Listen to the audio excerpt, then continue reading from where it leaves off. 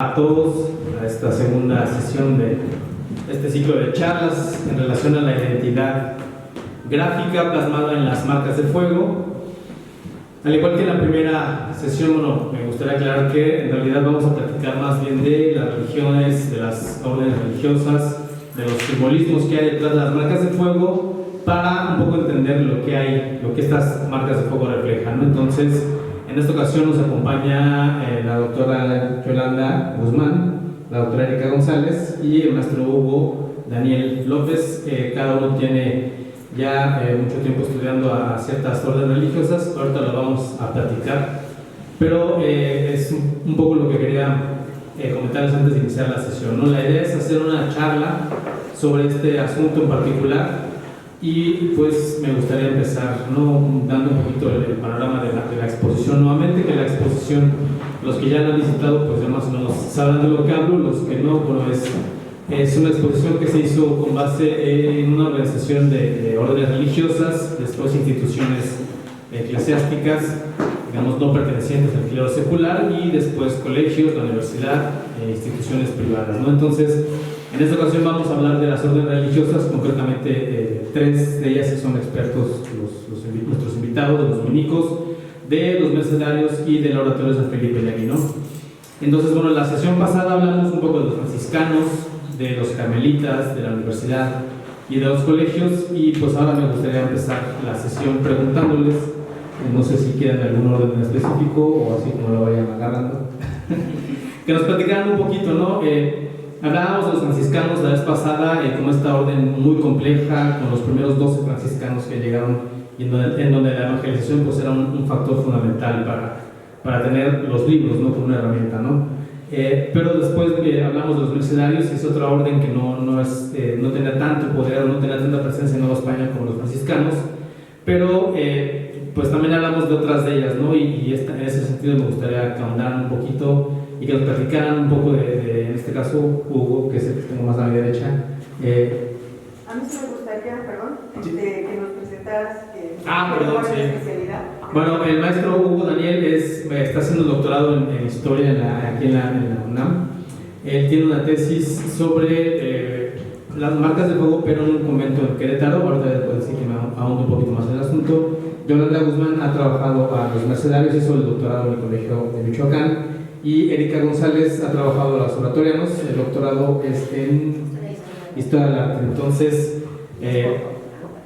bueno, vamos a platicar un poquito y ellos nos van a hablar del asunto, porque lo que me gusta es que se explicaran un poquito más en su tema. Yo sé que son especialistas en el tema y por eso los invité, entonces me gustaría que nos compartieran esto.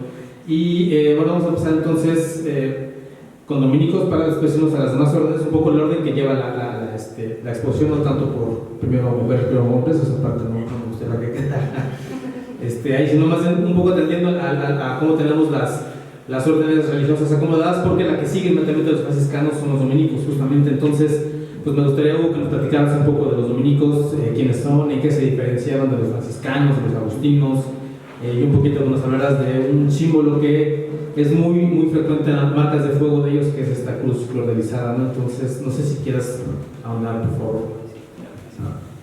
Hola, buenas tardes a todos, gracias por acompañarnos aquí. Creo que hablar de los dominicos en esta mesa va a ser un punto de entrada interesante, porque la mesa congrega como distintas características de las órdenes y congregaciones, porque los dominicos es una orden evangelizadora, una orden mendicante evangelizadora. Los mercedarios no tienen esa característica, no evangelizaron en ese sentido, bueno, en Nueva España, entiendo, y creo que nos va a dar como ciertas características, ¿no? La congregación también de San Felipe Neri también va a tener unas particularidades, y creo que eso nutrirá mucho, ¿no? en ver las singularidades, las diferencias de cada corporación, y que nos ayuda a acercarnos a los tipos de colecciones bibliográficas que tienen, ¿no?, y que se pueden expresar en las marcas de fuego, que es el tema de esta exposición. Pues bueno, los dominicos es la segunda orden mendicante que llega a la Nueva España en 1526. tiene una presencia muy notoria en el centro y sur del país. De inmediato ellos se dirigen hacia el sur. En su estructura organizativa, ellos inician siendo una provincia que se va dividiendo a lo largo de la Nueva España, de modo que llegan a tener cuatro provincias, que es el nombre, digamos, de la instancia mayor que cubre el territorio de Zacatecas, digamos, de lo que ahora es Zacatecas, hasta Centroamérica, ¿no? Estas provincias se van fundando lentamente. La primera es la provincia de Santiago de México, que es la inicial, en 1535. Después en Chiapas se funda una nueva, y muy rápidamente, por la importancia que tiene Bartolomé de las Casas. Y en un tercer momento la provincia de Oaxaca, que es muy importante, para 1590, tienen un trabajo importantísimo y que necesita una autonomía de estas otras dos identidades. Y finalmente la de Puebla, que para el siglo XVII, en 1650 aproximadamente, hay una última división. Entonces estos son los cuatro bloques que conforman a la orden de implicadores en la Nueva España, una orden que suelen utilizar el hábito blanco y negro, que están bajo las enseñanzas de Santo Domingo de Guzmán, un fraile español del siglo XIII, y que rápidamente tiene una vigencia importante junto a San Francisco, ¿no? Pero con notorias diferencias, incluso en el hábito, ¿no? El ser blanco y negro es una identidad que tienen hasta ahora todavía los frailes. Uno de sus símbolos, sobre todo contemporáneos, es el blanco y el negro en un escudo capado, ¿no? Que es una capa que divide el escudo, y en medio es blanco, en los lados es negro, que es parte de eso. Pero otro de los grandes símbolos que desde la Nueva España era muy presente es la cruz, la flor de lis, ¿no? Y esta cruz tiene digamos, podemos hacer interpretaciones distintas. Puede haber una interpretación teológica, puede haber una descripción, no sé, desde las disciplinas artísticas, y digamos que para no tenemos la imagen, ¿verdad?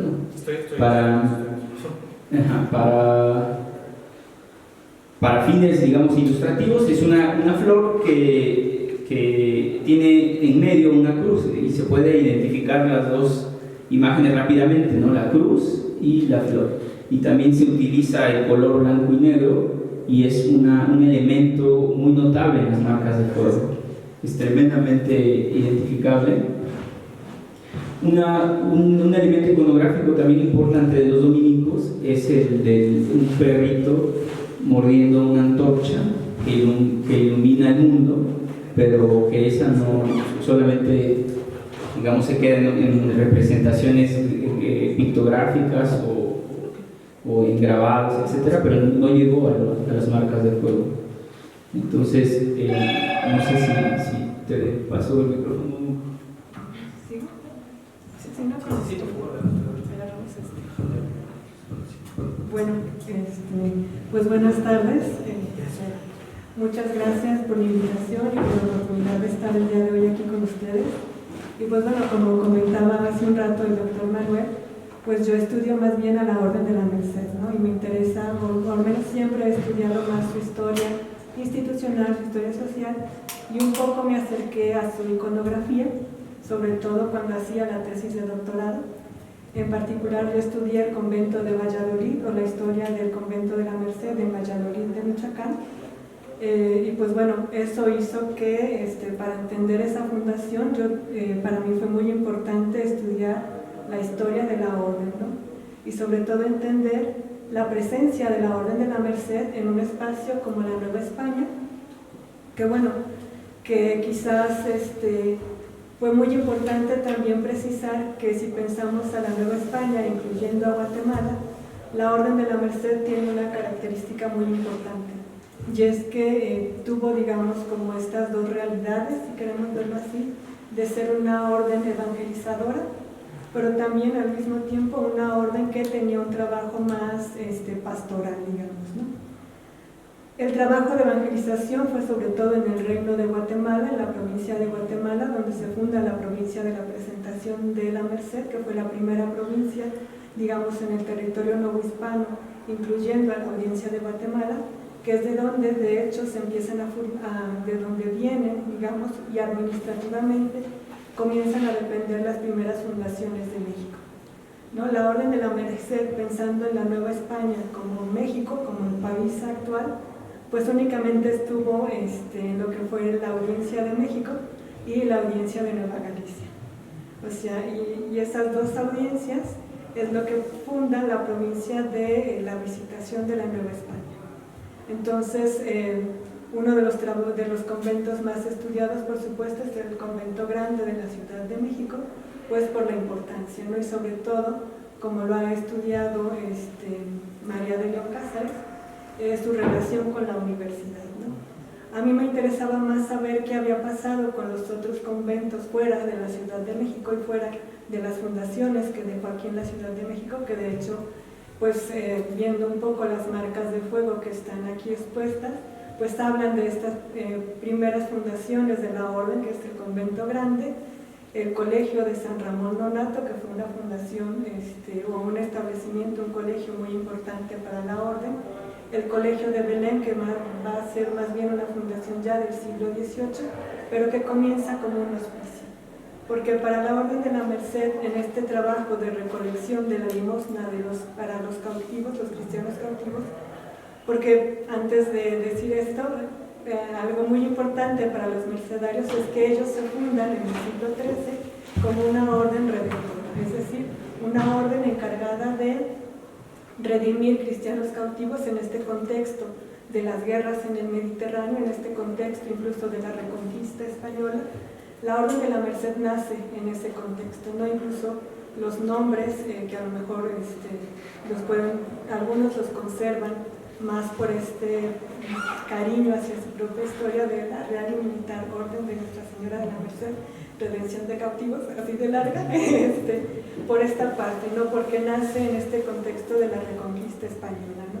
Y nace con este ímpetu de librar a los cristianos cautivos de algo que para la época era súper importante, que era la apostasía, ¿no? El renegar de su propia fe en manos del moro o del sarraceno. Cuando nace la Orden de la Merced, eso va a ser fundamental y es algo que queda, digamos, en la memoria y en la historia e incluso en la identidad de los mercedarios hasta el presente, ¿no?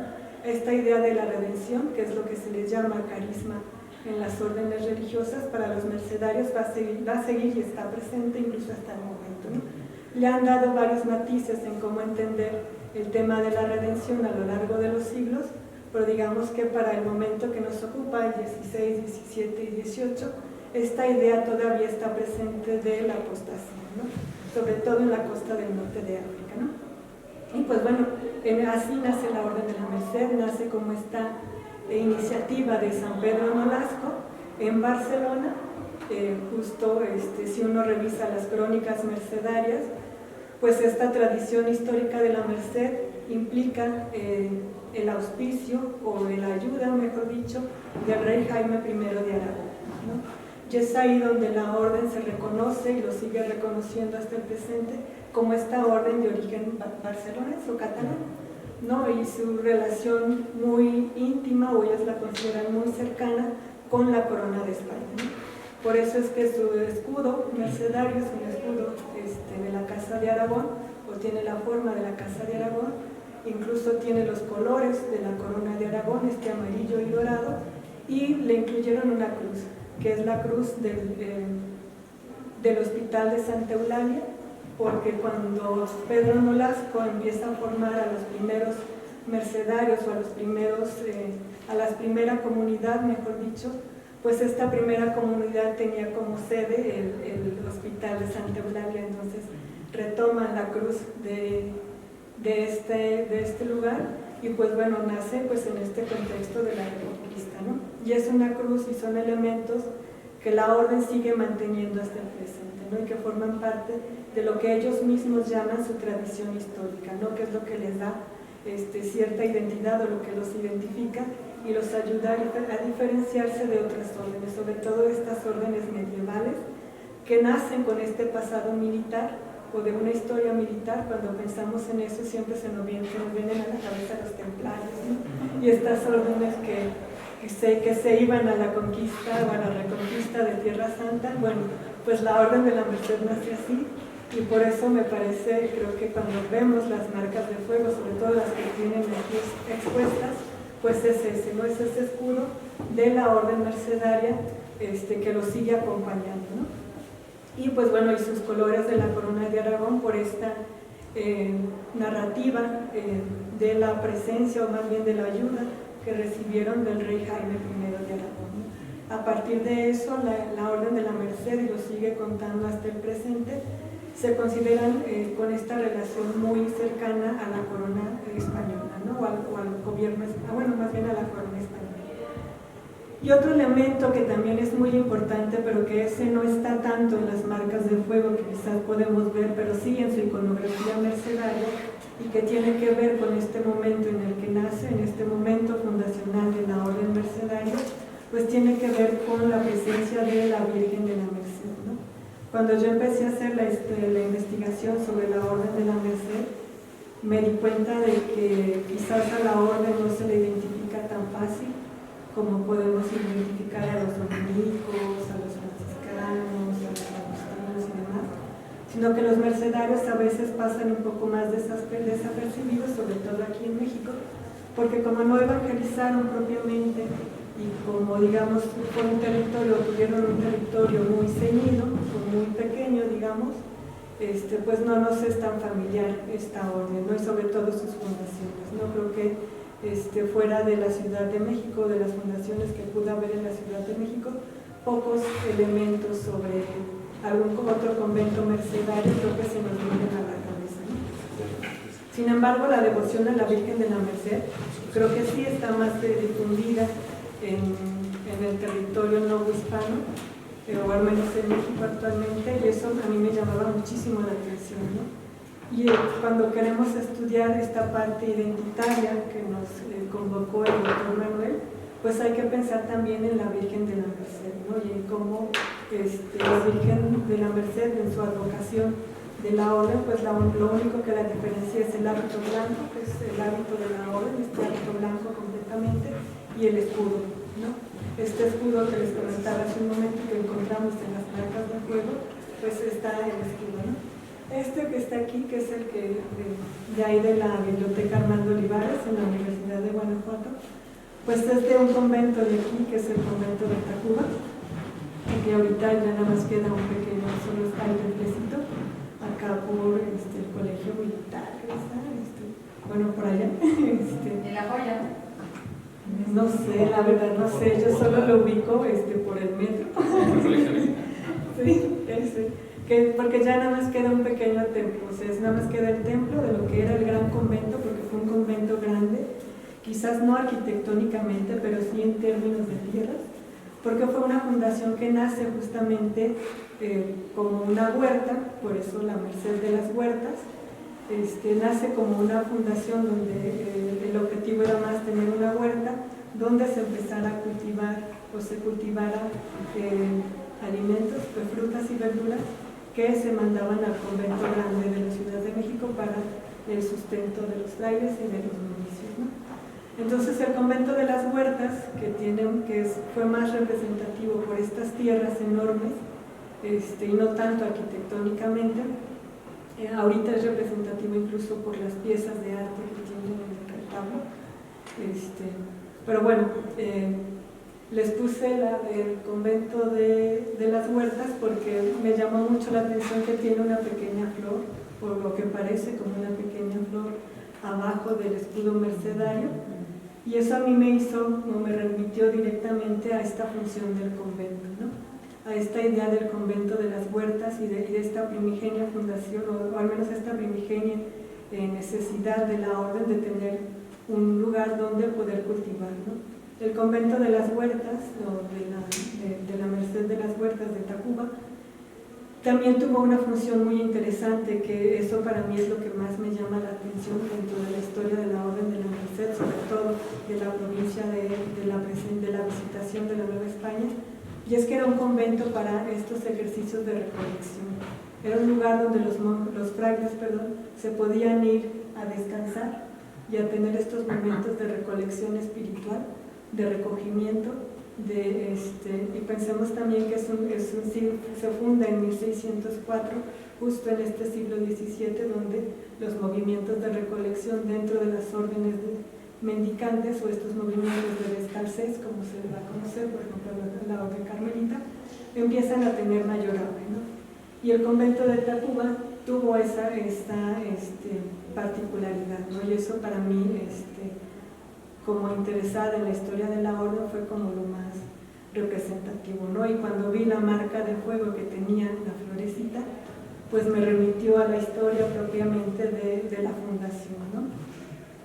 De marcas de fuego de mercedarios, creo que más aparte de las que hay aquí, yo solo he visto algunas que es solo el escudo, algunas están coloreadas, es decir, tienen los colores dorado y rojo, pero nada más. Así es que, por eso puse el de las huertas, porque me pareció lindísimo.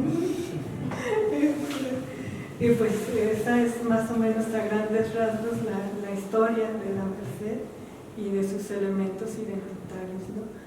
En Guatemala ahí sí es la historia de una orden, o tiene esta faceta de una historia de la orden evangelizadora, ¿no? Incluso las historias eclesiásticas sobre Guatemala, Honduras, Nicaragua, Costa Rica, la Orden de la Merced tiene esta función de orden fundadora incluso, ¿no?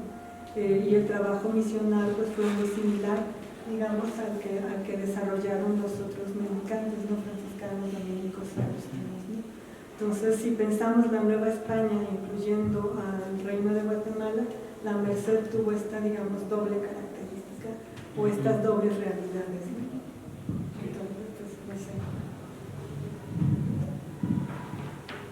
Bueno, reitero mi gratitud a los asistentes y a Manuel. Yo les voy a hablar de los oratorianos, que a diferencia de lo que comentaba Hugo y de lo que comentaba Yolanda, no es una orden religiosa, es una congregación religiosa, no son frailes, no son monjes, son sacerdotes que viven en comunidad. Entonces, esa es una de sus principales diferencias. Yo tengo bastantes años estudiando la congregación porque es una congregación de la que se conoce, pero que también se desconoce mucho y se dicen demasiadas imprecisiones, y por lo regular a los oratorianos se les conoce a la sombra de los jesuitas, por dinámicas que sucedieron durante el siglo XVIII tras la expulsión de los oratorianos, ¿no? Los oratorianos se fundan en Italia por San Felipe Neri, es la congregación del oratorio. Se fundan después del cisma de la Iglesia Católica, de esta problemática que hay tras los cuestionamientos que hace Martín Lutero de la vida sacerdotal, de la Iglesia, y una de las principales críticas es a los sacerdotes, ¿no? Entonces hacia su labor y hacia su existencia, ¿no? Hacia si la humanidad, si el hombre necesitaba este intermediario entre Dios y el hombre, para la redundancia, o si el hombre propio podía acercarse directamente a Dios. Entonces este cuestionamiento hace que San Felipe Neri congregue a sacerdotes un poco para sanar y limpiar un poco la imagen que tenían, porque sí tenían una imagen de corruptos, tenían una muy mala imagen en general, que vendían indulgencia, o sea, no era, digamos, que la espiritualidad correcta la que se daba en ese momento con los sacerdotes. Y San Felipe Neri piensa regresar a un cristianismo primitivo, un cristianismo de la oración,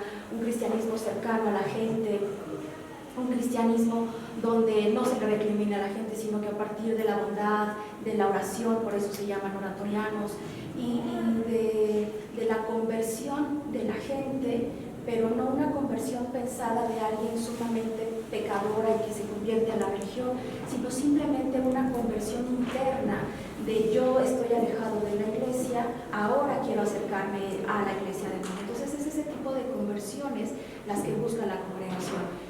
San Felipe Neri funda primero una cofradía para sacerdotes. Conforme pasan los años hay más interesados, se hace una comunidad más grande y les hacen su autorización de fundarse en 1575. Son sacerdotes que viven en comunidad, viven en casas, no viven en conventos.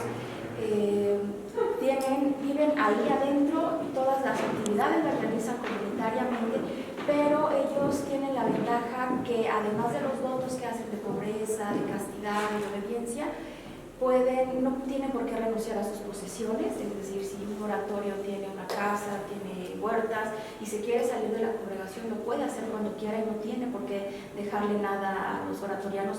Tampoco cuando mueren la congregación se queda con sus bienes, sino que tiene que ser una donación por vía testamental, si no, no existe eso.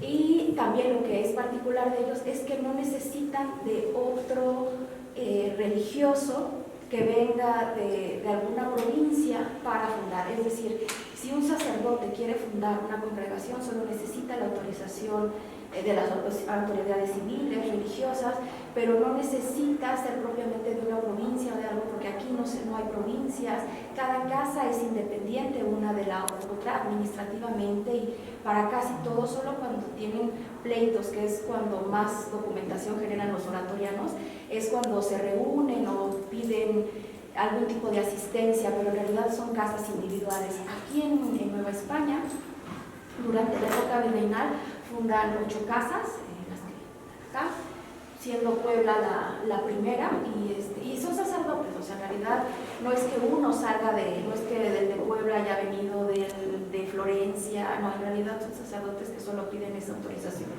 Sin embargo, la de Querétaro sí son oratorianos de San Miguel de Allende los que fundan ese oratorio, porque tienen un pleito, se enojan con los de San Miguel, salen y ellos deciden fundar su casa propia, ¿no? Entonces, estas dinámicas de pleitos es algo común en la congregación. Es una congregación muy celosa, es difícil estudiarlas porque esta independencia que tienen hace que no generen tanta documentación. Forzosamente no envían todo a obispados. La documentación para ellos es interna, e ingresar a sus archivos y bibliotecas de verdad es tarea, ¿no? ¿Cuáles son sus elementos visuales?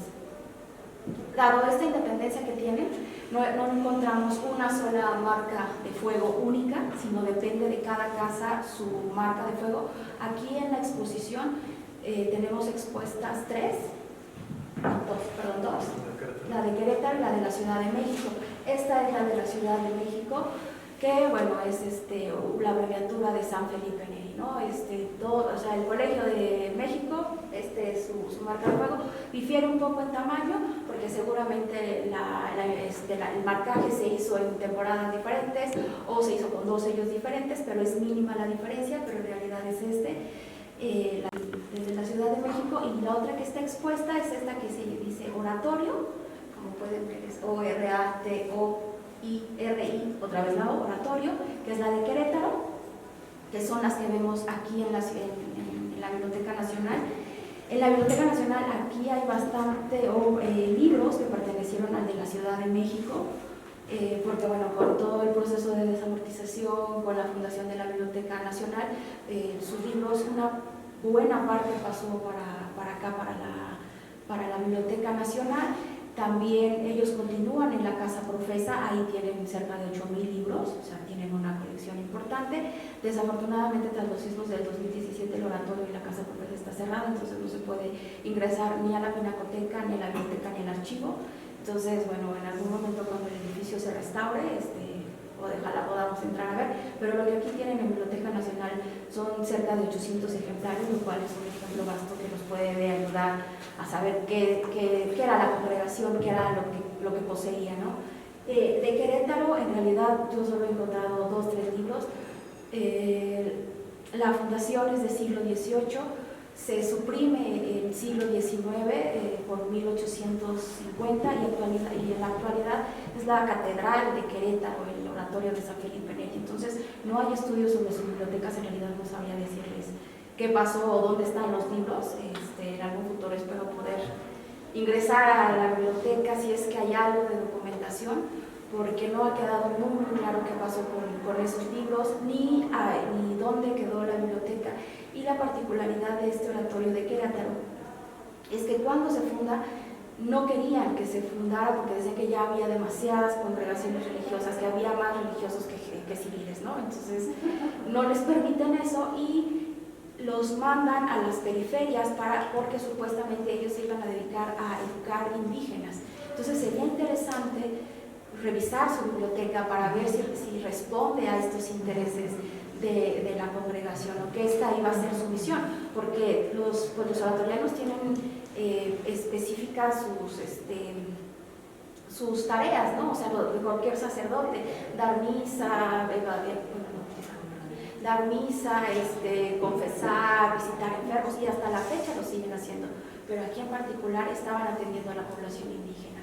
Entonces, también sería interesante ver por qué se responde esto, y esta marca de fuego se relaciona un poco con esta, que es la de San Miguel de Allende, que es el único ejemplar que se encuentra aquí, y bueno, yo lo atribuyo porque he podido ver la biblioteca de los oratorianos de San Miguel, y esta es, y a mí lo que me llama la atención es que dice oratorio, y la de Querétaro también decía oratorio, entonces como que todavía se mantiene cierto vínculo, esta relación un poco a través del marcaje de los libros. De esta biblioteca hay cerca de 4.000 ejemplares hasta catalogarse, y lo importante de la congregación de San Miguel es que tenían una labor educativa del Bajío, fundaron un colegio que daba educación a la zona bajeña, ¿no? Entonces también sus libros se responden a eso, a un interés de un colegio de estudios superiores donde daban gramática, filosofía y teología. Entonces la biblioteca de ellos de San Miguel de Allende responde a eso, y a Juan Benito Díaz de Gamarra, que trajo un cúmulo de libros de Italia que casi no circularon acá, pero que están en el oratorio gracias a él, ¿no? Entonces la otra marca de fuego que ya no están aquí en la Biblioteca Nacional es la de Puebla, que esta marca en particular nos puede explicar más cuál es ese carisma y cuál es esa iconografía de la congregación, que es un corazón con unas llamitas, ese triángulo que está sobre ese corazón, unas llamas, y un coro que se relaciona con la vida sacerdotal, y el corazón inflamado es un milagro que le sucede a San Felipe Neri, donde le solicita al Espíritu Santo que le dé conocimiento y que le dé capacidad de entendimiento. Entonces el Espíritu Santo se posa en su corazón se agranda, su corazón se flamea, y a San Felipe Neri se le representa así, con un corazón que representa el conocimiento y la capacidad de entender, pero también la capacidad de evangelizar y de la palabra, porque eso era muy importante para los oratorianos, el evangelio. Entonces es la marca de fuego de Puebla, pues la que representa eso, y esta que bueno, es una atribución de Marina, la entienda de la de Guadalajara, pero que también es la abreviatura de San Felipe Neri, ¿no?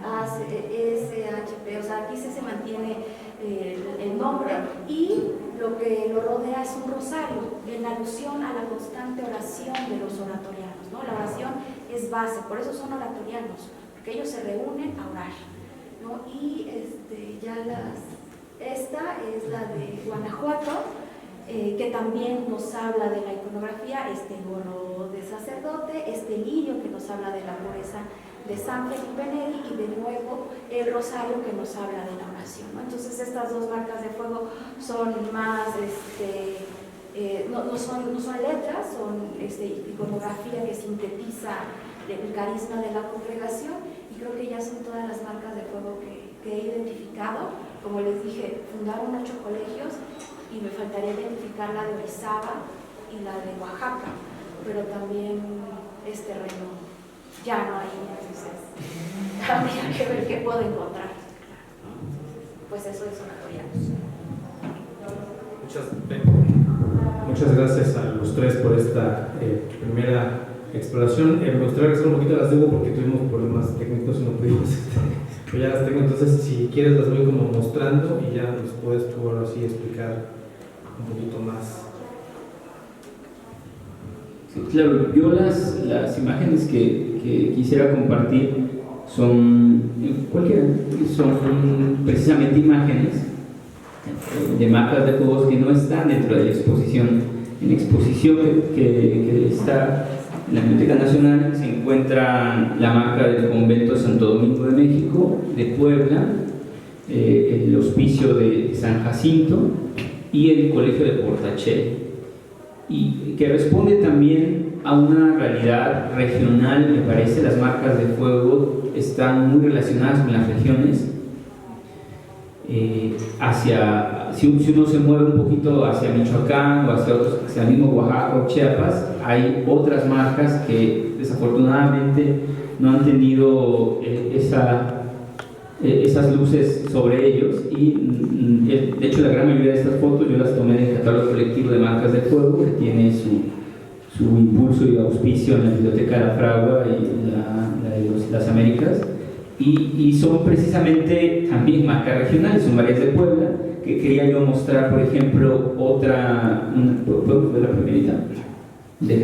Esta marca en particular es una de las dos marcas que existen fuera de México, y es la marca del Convento de Santa Caterina en Barcelona, que recientemente lo estudió la doctora Marina Ruiz Fargas en la Universidad de Barcelona, y que atribuye esta marca a algunos frailes americanos que iban hacia Roma y que en una larga estancia en España pueden haber promovido el uso de esta marca. Y es muy peculiar porque es una rueda arpada. Hay dos variaciones, esta es solo una, que tiene una rueda arpada y que la relacionan a los martirios de Santa Catalina, pero existe una segunda variación donde se pueden ver los dos colores, blanco y negro, de la orden. Y esto es solo una, quizá una muy evidente. Les repito, es una de las dos marcas que existen fuera de México, y la segunda se encuentra en Italia y son franciscanas, y todavía existe la posibilidad de que sean marcas en tinta. No está totalmente, no hay seguridad de que sean marcas de fuego. Entonces, esta es por su singularidad. Entonces, la segunda, y es además una marca del siglo XVIII, de 1700, o de finales del siglo XVII o del XVIII. Sin duda. Ese es de Puebla, que no se encuentra aquí, el Convento de Santo Domingo de Puebla, que pertenecía en muchos 2 siglos estuvo dentro de la organización de la provincia de Santiago de México, que fue la fundadora. Después también tuvo su propia provincia. Tenemos la del Convento de San Pablo, que es una marca epigráfica que utiliza letras y también una cruz. En el anterior podemos ver todavía los elementos de la flor de lis que los caracterizan. Quiero adelantarme. Esta es una marca bastante peculiar. La atribuye el catálogo colectivo de marcas de fuego al Convento de Puebla. En verdad se aleja de la iconografía y de los símbolos dominicos. Sería interesante estudiarlo más como un objeto de estudio particular. Cada marca de fuego responde a un espacio, a un colegio, a una casa, a un convento, depende de la naturaleza, y es a veces complicado solamente acercarse de manera general. Una más es la de la Piedad, que me resulta curioso que no haya un ejemplar de la Piedad en la Biblioteca Nacional. Si fue un convento que estuvo a extramuros de la ciudad, bueno, ahora ya devorado por la ciudad, pero que está dentro. Es muy peculiar que no tenga. Y finalmente está aquí la de Querétaro, que hace poco se pudo hacer esta atribución, que se encuentra en un número alto de ejemplares. Es una variación más de la flor de lis, es muy delgada, tiene otras medidas, y solo quería tener, no apareció la del colegio, porque quería no solo hacer mención de los conventos y de las casas, sino también de los colegios, que es una dimensión importante dentro de la orden. Claro, la orden congrega a presbíteros, pero también a frailes, que pueden no ser necesariamente sacerdotes, y tienen una dinámica de vida comunitaria que se manifiesta de distintas maneras. Y particularmente, ya para terminar, quería hacer mención a la marca de fuego del Hospicio de San Jacinto, que es una identidad que tuvo una presencia muy sutil dentro de la propia orden, pero es interesante que tenga una marca de fuego. El hospicio fue un punto de descanso y de preparación para los misioneros que iban a Acapulco y que de ahí se iban para Filipinas, que estaban desde el siglo XVI en la fundación de la provincia de Rosario, y que resulta muy interesante que exista una marca de un espacio relativamente pequeño y que está cerca justamente del colegio militar, que también hace poco lo conocí y es muy interesante también ese tipo de vetas, ¿no? Nuevas de desconocimiento. En verdad les estoy abriendo más preguntas que certezas. Esta es del convento de Santa Catalina de Barcelona. Muchas gracias. Tenemos ya algunas preguntas de los públicos. Si quieren, vamos a darles paso a ellos entonces para que podamos hacer un diálogo y preguntar unas preguntas. Me gustaría que ahondaran en otras cuestiones, pero bueno, adelante, Marina, por favor. Bueno, gracias por organizar esto y felicidades. Aunque he oído en oportunidades diferentes, bueno, aquí no te había oído, Yolanda, pero a partir de esta exposición me surgieron algunas cosas que también, como dicen, son más preguntas. En 2011, cuando, como asesora del proyecto de marcas de fuego, del catálogo colectivo, hicimos un curso de capacitación donde en ese momento el reto era estabilizar los descriptores para el catálogo, que es un reto, digamos, de cualquier naturaleza catalográfica, y dentro de las estructuras de descripción, inclusive en el orden en el que se tenían que enunciar los elementos de la marca como tal, había como 4 grandes conjuntos, ¿no? Las marcas epigráficas, que ustedes nos mostraron muchas, que son las de puras letras, aunque fueran, que entendemos como monogramas, pero la palabra precisa son epigráficas para esta descripción, las que son más de naturaleza heráldica, como las que nos presentó sobre todo Yolanda, las que son de un tipo más iconográfico, que son los que en particular varios ejemplos que nos presentó Erika, y las que son mixtas o con combinaciones.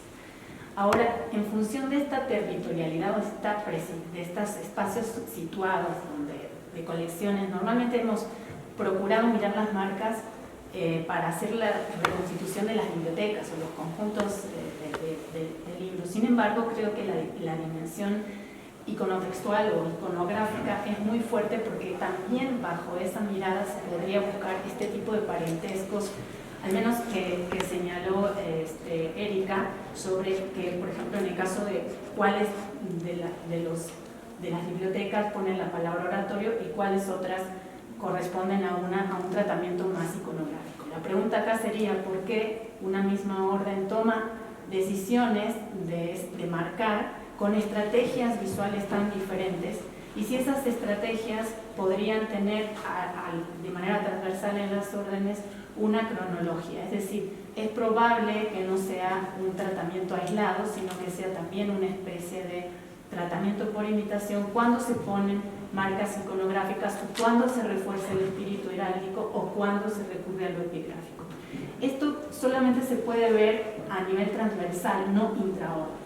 Sí, quizá en el espacio del convento y auxiliado con las fechas de fundación, pero me parece que ver desde un punto de vista de la cultura visual en la historia del arte, esto podría abrir algunas vetas, porque si bien tenemos, parece contradictorio, si bien tenemos que algunas bibliotecas prestan materiales entre sí, o sea, vemos libros que rotan, las marcas parecen ser mucho más restrictivas en ese sentido. Entonces, les quiero plantear esto porque no sé si ustedes lo han mirado desde ese punto de vista, y si no, pues invitarlos a ese tratamiento. Creo que la dimensión visual, más allá del carácter de descripción de un catálogo, nos puede dar otros indicios, inclusive cuáles serían las fuentes literarias. En el caso de Erika fue mucho más explícito. Cuando ustedes hablan de la misión de cada fundación o de cada colegio, ¿a qué referencias literarias en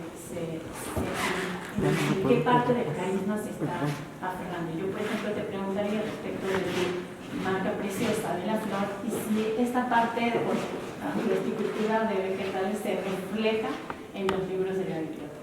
Hasta ahí serían mis comentarios. Muchas gracias, Manuel. No sé si me quiera responder y en qué orden. Bueno, sí, bueno, es una pregunta complejísima, interesante también, y quizá me parece muy interesante que estemos hablando de las marcas, pero relacionándolo con la historia institucional de cada una de estas identidades religiosas, porque hay elementos que a veces se pueden observar desde afuera, pero hay otros elementos que cobran sentido también viendo desde dentro. Pienso ahorita en las tendencias que preguntabas, Marina, porque también me ha dado mucha curiosidad por qué hay variaciones en ciertos momentos, por qué no. Por ejemplo, los franciscanos tienen muchas variaciones y yo estoy prácticamente seguro que tiene que ver por la relación con la estigmatización de San Francisco, porque en griego y en latín marca de fuego se dice estigma, entonces yo le veo una variación tremenda, no sé, es algo importante para los franciscanos. Y en los dominicos, en cambio, aunque tienen a Santa Catalina de Siena, que también fue estigmatizada, es algo que no se promueve tanto. Y ciertamente, aunque hay una gran cantidad de marcas de fuego, son variaciones de la flor de lis que podría relacionarse también a la historia de la orden en la Nueva España, que en el siglo XVI hubo una tendencia a dividirse, los predicadores se dividieron. En un libro importante para la orden, Los predicadores divididos, de Daniel Ulloa, donde él plantea eso, que hay una ruptura y al final no ocurre la ruptura, se genera una unidad, y yo pienso que a través de tomar una identidad mucho más fuerte de la flor de lis, viene a tratar de promover eso. Hay pocas variaciones, en verdad lo que les mostré son variaciones, ya no hay más allá de lo epigráfico. En lo figurativo siempre es flor de lis, ¿no? Y la temporalidad, eso sí, yo no tengo ahorita respuestas, sería bien interesante trabajarlo, pero no lo he encontrado. Lo que sí me he dado cuenta que también son marcas ya bastante posteriores, del convento de Santo Domingo de México. Debió ser a principios del siglo XIX, porque los libros marcados con fuego que tienen impresión en 1801 o 2 son los más recientes, digamos, ¿no? en esa temporalidad. Entonces yo lo asumo o dato un poquito hacia ese momento de marcar.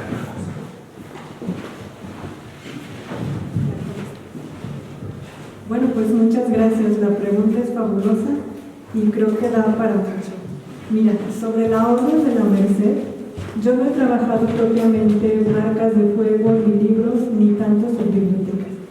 Pero lo que sí puedo responder un poco a tu pregunta es que iconográficamente, o pensando en la iconografía mercedaria, a pesar de que es una orden que nace en el siglo XIII, en realidad esta parte iconográfica, incluso digamos como identitaria, empieza a cuajar hasta el siglo XVII.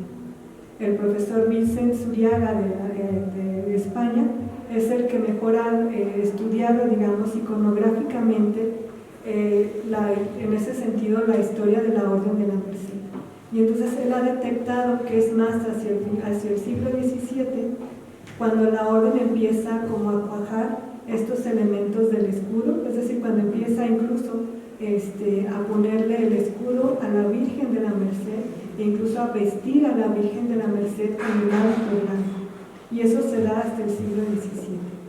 La orden, que es lo que sí he trabajado más, han sido sus crónicas, sí, las crónicas la que se hizo aquí, que es la de Pareja, o es la que más circuló, algunos de sus textos que hablan sobre historia de la Orden de la Merced, que se escribieron aquí, se imprimieron aquí, como el de Fray Luis de Cisneros sobre la Virgen de los Remedios, y las crónicas que se hicieron en España, comienzan a tener sentido o empiezan a tener mayor producción y difusión hacia finales del siglo XVI. sobre todo porque la orden tiene una reforma bien importante en 1574. Entonces, con esta reforma de 1574, que fue de estas reformas que auspició y que fomentó Felipe II a las órdenes religiosas en la monarquía, con esta reforma del 74, de 1574, la Orden de la Merced parece que logra cuajar algunas cosas de su identidad que llegan incluso hasta el día de hoy. Entonces, entender esta reforma de 1574 dentro de la Orden de la Merced va a ser fundamental, porque organiza la orden y aclara incluso en términos de jerarquías, en términos administrativos, de cómo se va a estar estableciendo, ¿no?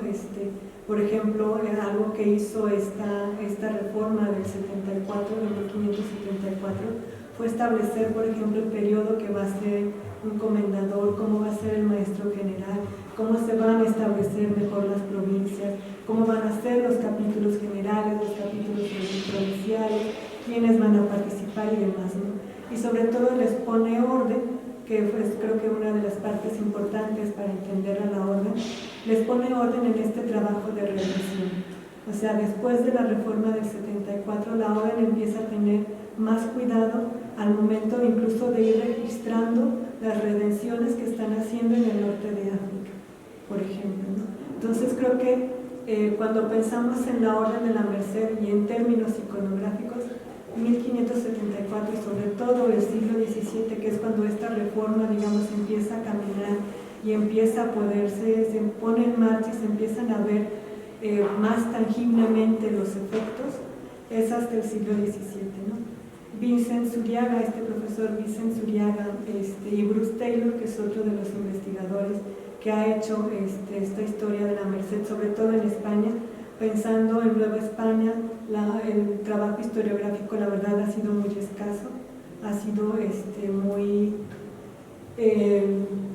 muy escaso en comparación quizás con otras órdenes, incluso en comparación con lo que se hace de la historia mercedaria en España, ¿no? Incluso por los mismos frailes, ¿no? Los mismos frailes también es más fácil que te cuenten su historia en España y que te cuenten esta historia de lo que hicieron en España y de su tradición histórica en España, que las que están haciendo, por ejemplo, aquí en la Nueva España o lo que ahora es México, ¿no?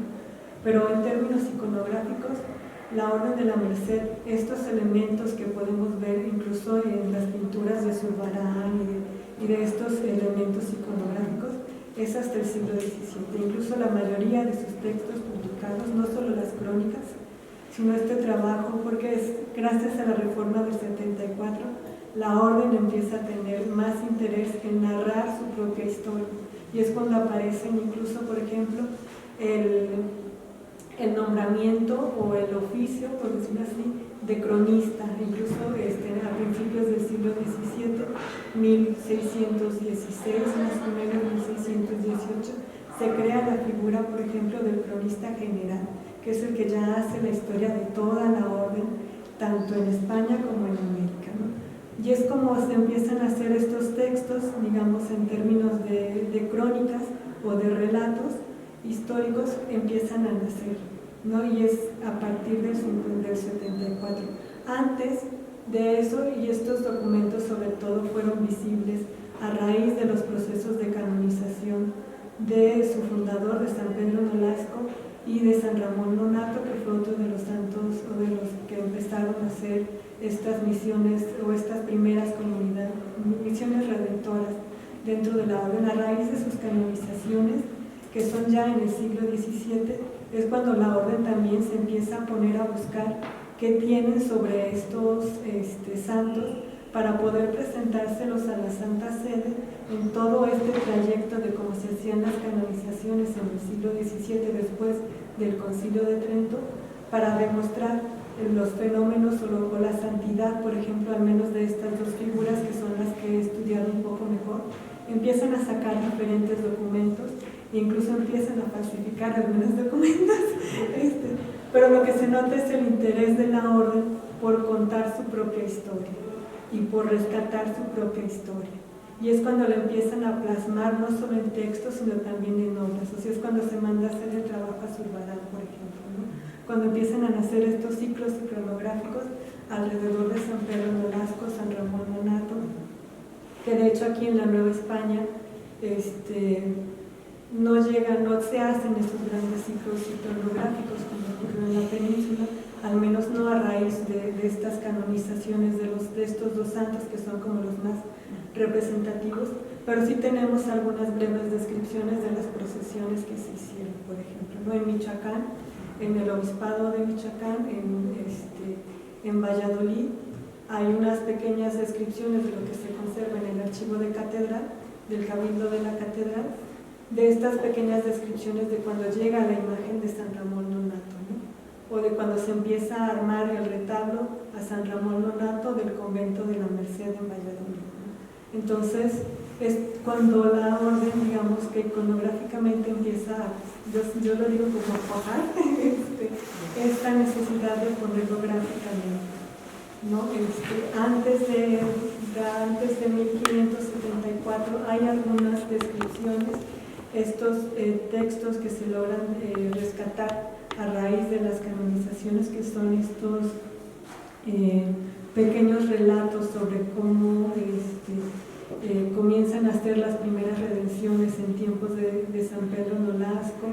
Hay algunas descripciones de las vidas de padres, de estos frailes del siglo XIII, XIV, pero son a lo mucho dos.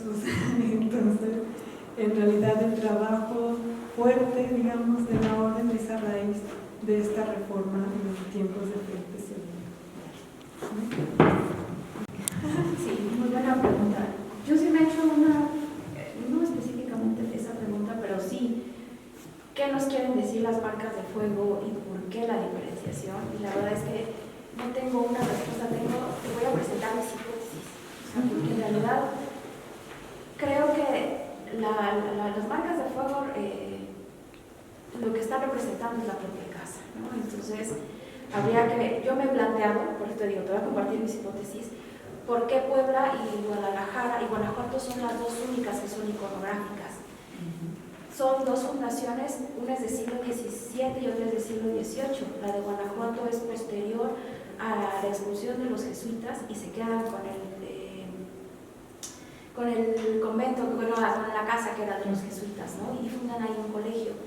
Yo pensaba que podría relacionarse el que fundasen un colegio, que quisieran que su marca de fuego fuera iconográfica, pero en San Miguel de Allende también tienen colegio y tienen una epigráfica y tienen la del colegio, que no se las presenté, pero el propio colegio tiene su marca de fuego, que es la abreviatura Sales, del Colegio de San Francisco de Sales. Entonces, temporalmente, como dijiste, interior de la congregación, no se puede responder eso. Hay que responderlo de manera más amplia y sobre todo cuándo se están haciendo estos marcajes. Y creo que también eso podría dar una respuesta del por qué. Yo en Puebla he pensado que quizás escogieron un corazón, que quizás no escogieron como en Puebla un corazón porque a veces se les confundía el corazón con los agustinos. Y hay una mala atribución a los oratorianos por eso. Quizás, creo que son decisiones individuales de cada casa. Y quizás también hay que estudiarlo en el contexto de qué tanta presencia de Agustina en Puebla, cuándo se pudo hacer este marcaje, porque además la congregación de Puebla empieza como una cofradía, porque también no les autorizan la conformación porque hay demasiadas órdenes religiosas. Entonces es hasta siglo XVIII cuando se autoriza la fundación de Puebla. Entonces también habría que ver si eso responde. A mí, la de San Miguel de Allende, Querétaro, la relación para mí es lógica, es obvia que los dos digan oratorio. Para mí esa marcación se hace cuando Juan Benito Díaz de Gamarra regresa de su viaje a Italia y está con un interés de reestructurar el oratorio y la biblioteca. Entonces por eso hay dos marcas de fuego para hacer separación y estamos hablando de 1780. Para mí, Ciudad de México, también que es epigráfica, creo que responde a la factura de su inventario desde 1794 y que también responde un poco a los jesuitas, a las donaciones que le hacen los jesuitas de las bibliotecas Y esta petición que se hace de buscar en las bibliotecas literatura laxa o libros laxos que tengan relación con los jesuitas, y es que se hace este inventario. Yo considero que es ahí cuando se hace el marcaje, porque antes no hay referencias de absolutamente nada. Y vemos a un personaje que hace el inventario, que hace el marcaje, y que el inventario no tiene entradas nuevas. También eso es importante. Cuando él se muere parece que pierden interés por seguir anotando los libros que tienen. Y Puebla, hay un proyecto que está estudiando Puebla, esperemos que eso nos dé luz sobre por qué esta marca de fuego, pero creo que son decisiones particulares, específicas de la congregación, de su propia historia, y sí hay que estudiarlas comparadas, por ejemplo, estudiar a los oratorianos con los poblanos, qué estaban marcando y cómo estaban marcando para sus fechas. Por ejemplo, en San Miguel de Allende solamente hay franciscanos, entonces tampoco es que hubiese más congregaciones con las cuales competían con los franciscanos, y con ellos se pasan la vida peleando, ¿no?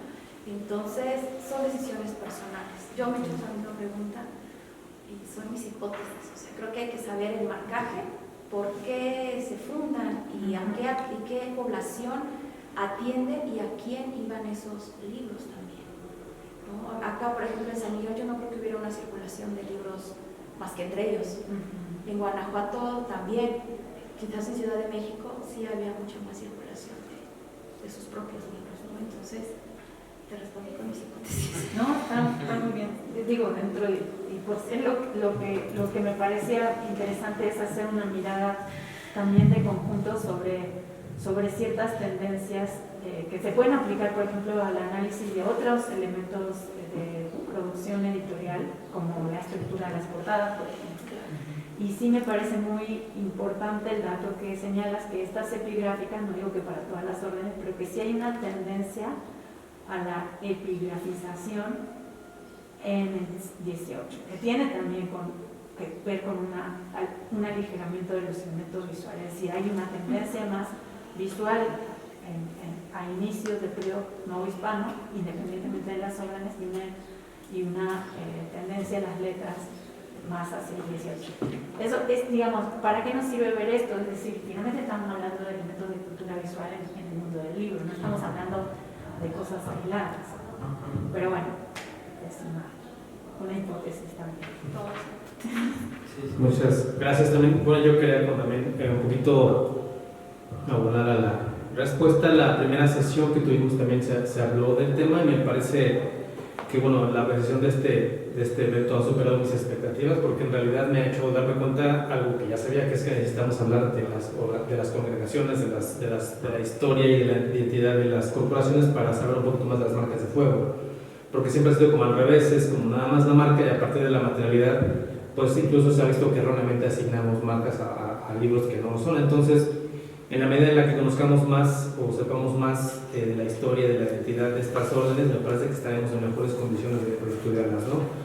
Entonces, una de las cosas que concluimos en la primera sesión es que esta práctica de las marcas de fuego, me gustó mucho el término, era una especie de oportunidad de autoproyección identitaria, ¿no? Y creo que es fundamental esta parte, es cómo se ven ellos mismos, cómo quieren proyectarse, porque ellos están escogiendo la marca. Entonces me gustó mucho este término de autoproyección identitaria, ya que hay otro elemento que me parece que debemos tomar en cuenta, que es la realidad tecnológica, podemos decirla.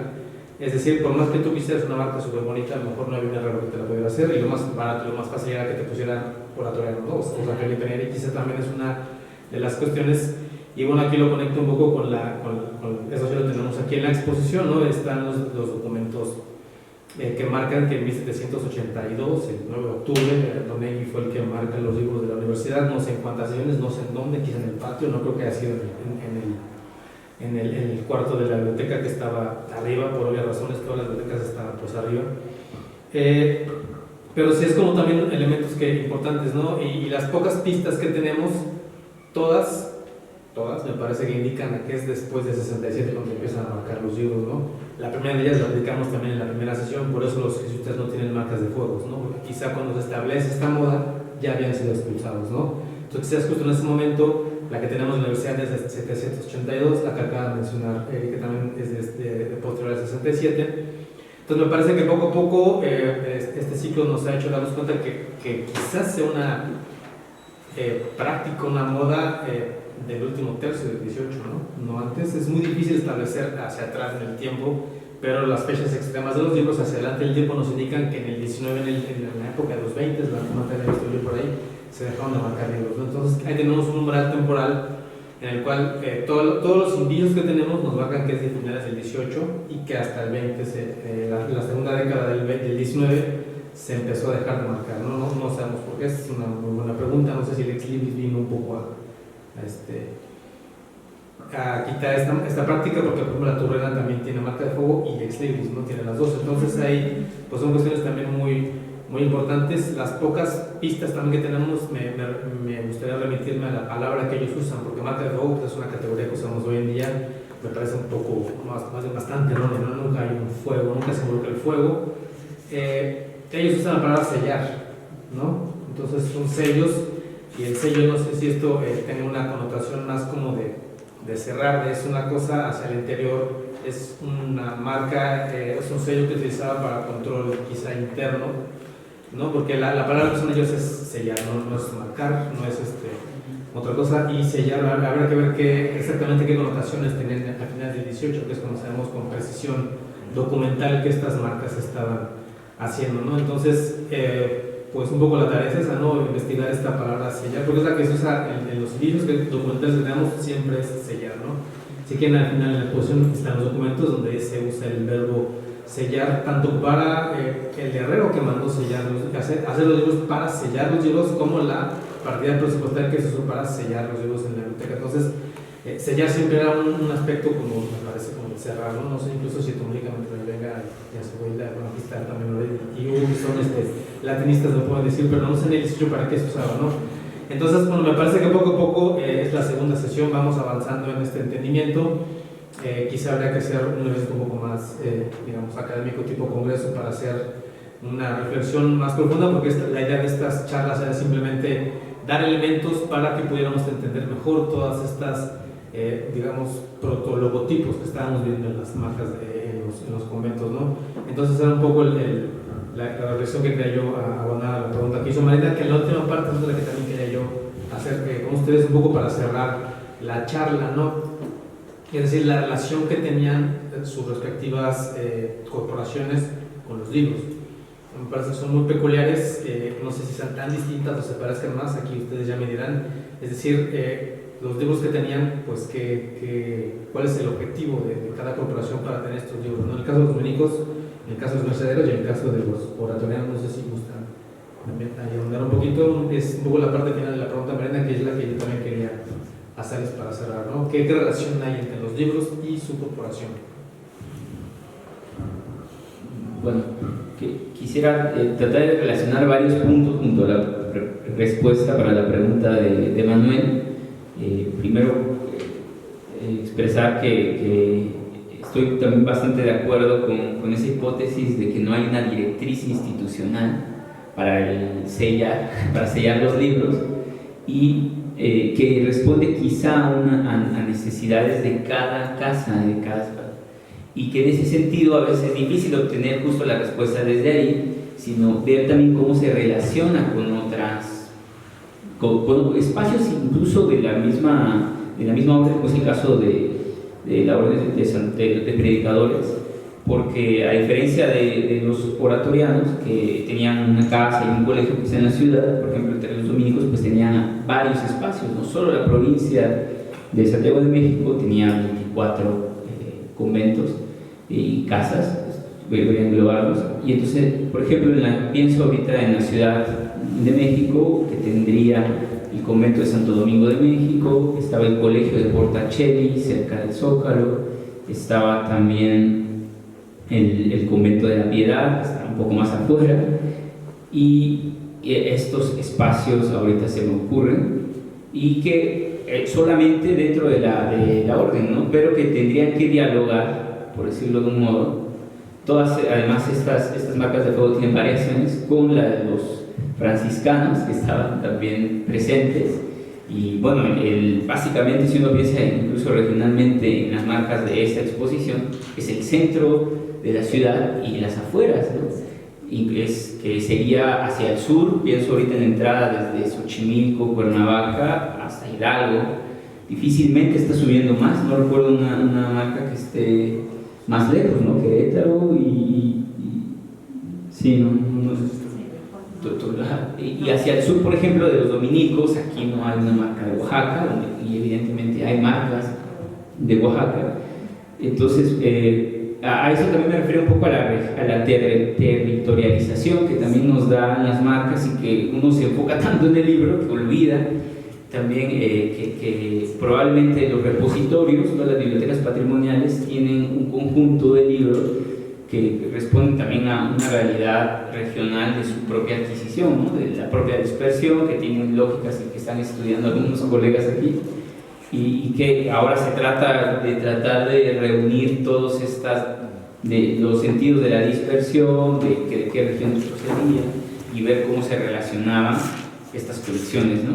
Y ya para terminar, disculpen, la biblioteca del Convento de Santo Domingo de México, que es la que yo he estado revisando en estos últimos meses, es una biblioteca pequeña. Yo pensaba que era mucho más grande, tendría 6.000 libros en los cálculos más optimistas que da Ignacio Osorio Romero. Yo ya hice mi transcripción paleográfica y todo, todavía no los contabilizo para identificar los números de volúmenes, porque hay muchos libros repetidos, y los títulos, y seguro debe haber una diferencia. Pero leían pocos libros, en verdad. Me doy cuenta que eso responde también a estas prácticas lectoras de revisar frecuentemente los mismos libros, muchas veces. Hay muchos manuales para sacerdotes, cómo dar sermones, cómo confesar, libros de crónicas de la orden, o sea, de su propia historia, sus constituciones, sus reglas, libros teológicos de Santo Tomás, evidentemente, de Melchor Cano, que fue muy famoso en esta región, y los diccionarios. Es muy nutrida la parte de diccionarios en lenguas indígenas, que a diferencia de como me comentaba Erika de los oratorianos, que a veces se incluía todo en varias, ¿no? Entre los dominicos sí distinguían, porque tenían también un contacto, aunque no era propiamente del Convento de Santo Domingo de México, pero sí tenían una relación con la provincia, sobre todo de Oaxaca y de Chiapas, y que por eso pudieron tener un ejemplar como de depósito, digamos, ¿no? Y esos son los temas generales, digamos.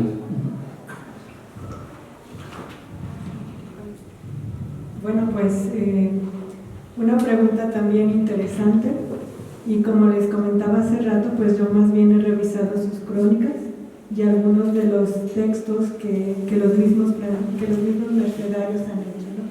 Yo me he acercado más a esta parte, pensando en esta pregunta de su relación con los libros. Yo los he estudiado más como cronistas e incluso como autores, ¿no? Y viendo las descripciones que hacen, o los temas que hacen o que escribieron, mejor dicho, y publicaron los mercedarios, sobre todo en el siglo XVII y XVIII, que son por esta reforma que les comentaba del 74, los autores mercedarios o los frailes mercedarios trataban sobre todo, además de su historia, de empezar a contar su propia historia y las vidas de sus santos, y recuperar esta memoria, porque para mí son estos trabajos de memoria, de recuperar su propia memoria de estas primeras fundaciones. Algo también muy importante que va a salir a colación en estos textos de autores mercedarios tienen que ver justamente con su carisma redentor. Entonces son muchos textos sobre teología donde están discutiendo cómo entender lo que implica la redención, ¿no? Lo que es hacer una redención, más allá de juntar la limosna, organizar las misiones, irse a África, hacer el intercambio o la negociación y regresar con los cristianos liberados, ¿no? Más allá de esta parte operativa, material, digamos, de mover misiones, de seleccionar frailes y de hacer todo este intercambio, están debatiendo cómo entender el tema de la redención, es decir, y cómo entender las diferentes formas de esclavitud, que es algo que sigue haciendo la orden, cómo entender las diferentes formas de esclavitud. Entonces, si vemos en esta producción de autores mercedarios y de textos de textos escritos por plumas mercedarias, nos vamos a encontrar estos dos grandes temas, ¿no? Lo que tiene que ver con su historia, con algunas partes o algunas descripciones más tipo biográficas o de los santos, sobre estos principales santos, cada vez que hay una canonización o un proceso de canonización, o la orden decide abrir un proceso de canonización sobre algún fraile o algún fundador, como fue San Ramón Nonato, por ejemplo, que tiene esta parte de participar en las misiones de redención, pero está también la fundadora de la rama femenina, Cervelló, Santa María de Cervelló, que también cuando se hace el proceso de canonización empiezan a salir un montón de sermones, empiezan a salir descripciones, empiezan a salir historias o geografías de estos santos, ¿no? Y otro gran tema que tiene que ver más con la parte teológica de reflexionar sobre lo que implica la redención, ¿no? Y los diferentes tipos de esclavitud,